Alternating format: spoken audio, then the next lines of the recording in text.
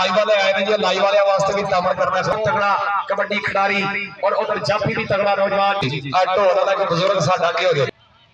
हबीब वो लग गया फिर दोबारा हाय ओ पठिया हाजी मोहम्मद असगर साहब मटवाला बुजुर्ग शख्सियत उन्होंने 1000 रुपया मेरे वास्ते इनाम पहुंचा। हाजी मोहम्मद असगर साहब बहुत मेहरबानी, बहुत शुक्रिया जेड़े लैन तो उठ के मेरे वास्ते इनाम लेके आए। अच्छी कमेंट्री ते जनाब दा थैंक यू। लो जी अंदर लगदा होया जप्पा सदाकत पट्ठा हाय ओ पठिया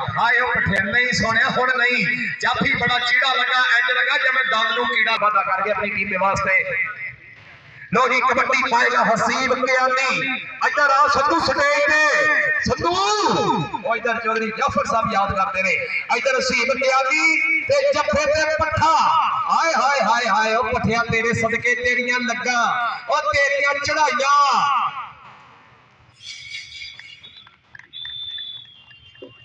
लो जी अपनी टीम दे वास्ते आओ जी इधर आ मला इधर स्टेज पे आ गई तगड़ियां कोड़ियां पा रहे हैं बबर शेरा। लो जी आ गया कबड्डी के मैर बागली सीनिया बहुत तगड़ा कबड्डी खिडारी और उधर जाफी भी तगड़ा नौजवान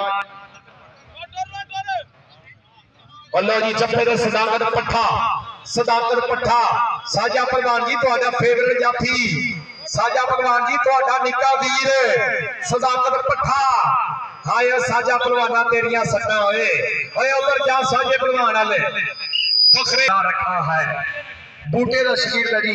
आ गया अगली कबड्डी पाने वास्ते फिर पिंड मैदान दे विच चल ह सोनिया पा कबड्डी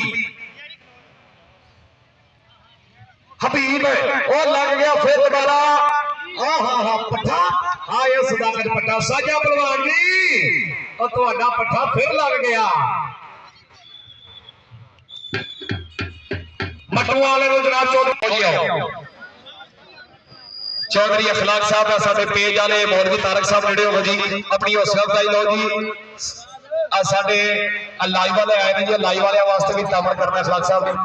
लाइव कैमरे वाले वास्ते भी तामर करना जी ढोल वाला एक बुजुर्ग साडा के हो गया